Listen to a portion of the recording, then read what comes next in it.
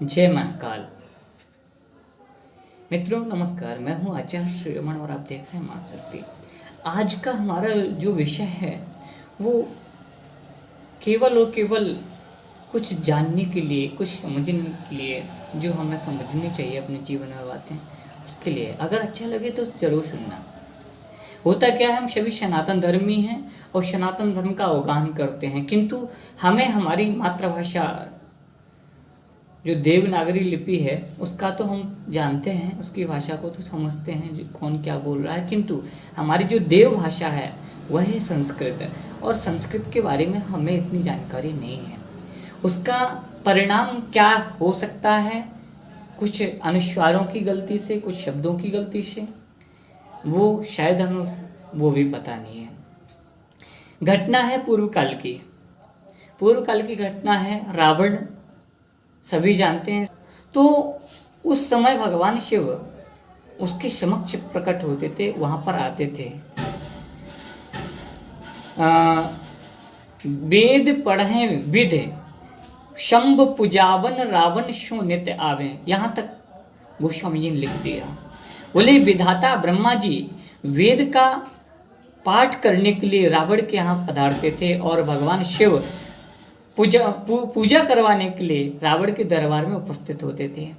तो हम तो इतने बड़े भक्त नहीं हो सकते हैं, किंतु ये है कि इच्छित फल बिन शिव अवराधे किए न कोट जोग जप साधे।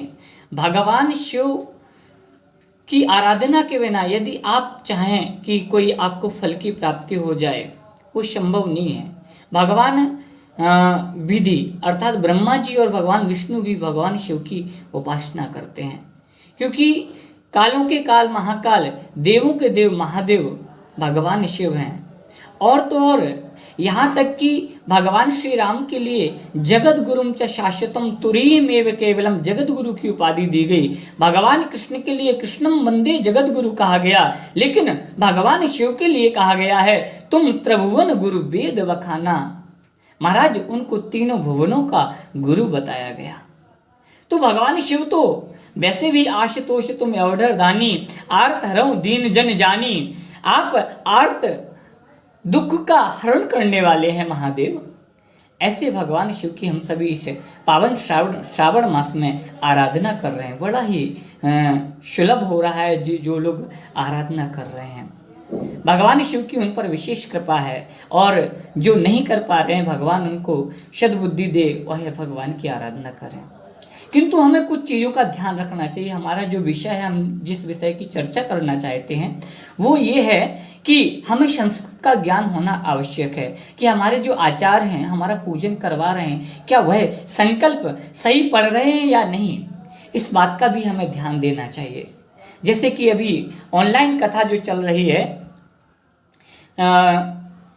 पूज्य महाराज श्री प्रदीप मिश्रा जी हैं शायद, हाँ, उनकी तो ऑनलाइन पूजन चल रहा था। मैंने देखा उसमें संकल्प है जो भी महाराज पढ़ रहे हैं, पंडित जी महाराज, वह कह रहे हैं कि सुख शांति निवृत्त्यर्थम।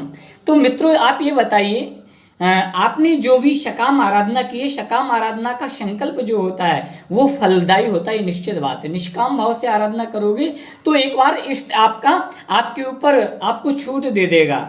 जैसे आप दुकान पर गए, सकाम आराधना का मतलब ये, दुकान पर आप गए, आपने पैसे दिए, सामने वाले से सामान लिया, हिसाब किताब बराबर।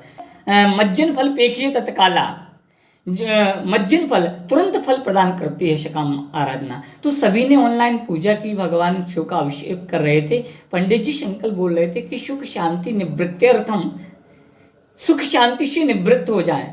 तो वहाँ पर जितने भी चाहते, तो वैसे मन में तो यही होगा कि हम भगवान शिव का अभिषेक कर रहे हैं, तो भगवान शिव हमें सुख शांति समृद्धि करें, समृद्ध करें। समृद्ध्यर्थम होना चाहिए था, लेकिन निवृत्त्यर्थम हो सकता है मिस्टेक हो गई हो, गलती हो गई हो पढ़ने में संकल्प, लेकिन संकल्प कभी विफल नहीं होता, ये निश्चित बात है। एक उदाहरण देते हैं, पंडित आचार्यगण भी देते हैं कि एक पंडित जी की पत्नी बीमार थी, तो उनके यहाँ गांव में कथा चल रही थी। कथा में भागवत में जो कथावाचक पंडित जी थे व्यास जी, उन्होंने कहा कि किसी के घर में कोई समस्या हो, किसी की पत्नी बीमार हो, बच्चे बीमार हों, तो वह माँ भगवती जगदम्बिका की आराधना कर सकता है। वहाँ पर भार्याम रक्षतु भैरवी का मंत्र बताया है कि बताया गया कि हे भैरवी, हमारी भार्या, हमारी पत्नी की रक्षा कीजिए। किंतु उस मंत्र को वह स्मरण करते जा रहे थे। रास्ते में किसी ने पूछ दिया, पंडित जी महाराज आप क्या सोचते जा रहे हैं? तो पहले तो नहीं बोले, जब ज़्यादा जिद की उसने तो बता दिया। बोले एक पंडित जी ने मंत्र बताया था, व्यास जी ने, उस मंत्र को ही रट रहा था। लेकिन उस समय चर्चा करते हुए वह पंडित जी महाराज विस्मरण हो गए, वह मंत्र भूल गए, रक्षतु की जगह भक्षतु कर दिया। परिणाम क्या हुआ? भार्याम भक्षतु भैरवी। पंडित जी की पत्नी वैसे 6 महीने या 1 साल टिक भी जाती, लेकिन माँ भैरवी की आराधना की और कहा, हे भैरवी मेरी भार्या को खा लो। भार्याम भक्षतु, भक्ष मानी खाना। तो उनकी पत्नी, उन्होंने शरीर छोड़ दिया अनुष्ठान पूर्ण होने तक। तो कहने का तात्पर्य है कि संकल्प जब गलत हो जाएगा तो हमारे परिणाम भी वही आएंगे। फिर उसमें दोष किसको दिया जाए, इस बात का भी ध्यान रखा जाए। तो आचार्य गणों से निवेदन है कि कृपया संकल्प का विशेष ध्यान रखें। और जो हमारे जो यजमान हैं, जो इतनी श्रद्धा भाव से आराधना करवाते हैं, उनसे निवेदन है कि आप युग पंडितों का वर्ण करें।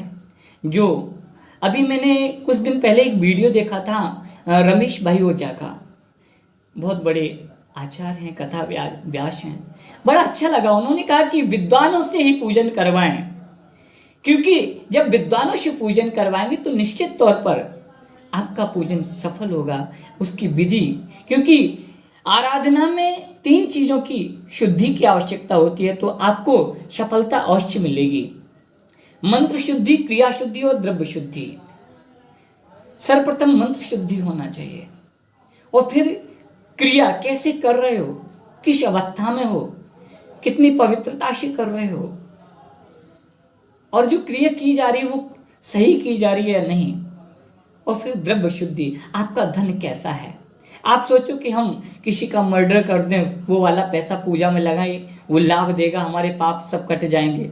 तो देखिए, पाप तब तक नष्ट होते हैं जब अनजाने में किए जाएं। जब आप पाप ही कर रहे हो और फिर उस पाप को नष्ट करवाना चाहते हो तो ऐसा संभव नहीं है। हाँ, पूजा लाभ देगी, ये बात निश्चित है, क्योंकि पूजा कभी गलत नहीं होने देती किसी का। अनुष्ठान आपका लाभ तो देगा, लेकिन जब तक वो आपके पास पूंजी रहेगी अनुष्ठान की, तब तक आप बचे रहेंगे। उसके बाद पुनः आपको उस फल का भुगतान करना पड़ेगा जो आपने गलत किया है। अस्तु, बहुत कुछ है बताने को, किंतु बस अभी इतना ही। धन्यवाद।